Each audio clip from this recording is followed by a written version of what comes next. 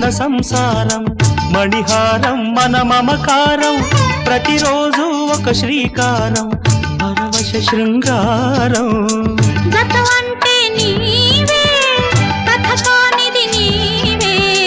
కలలన్నీ నావే కలకాలం నీవే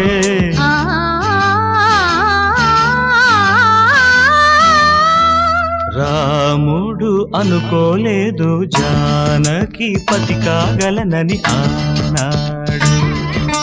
జానకి కలగనలేదు రాముని సతి కాగలనని ఆనాడు ఎవరు అనుకోనిది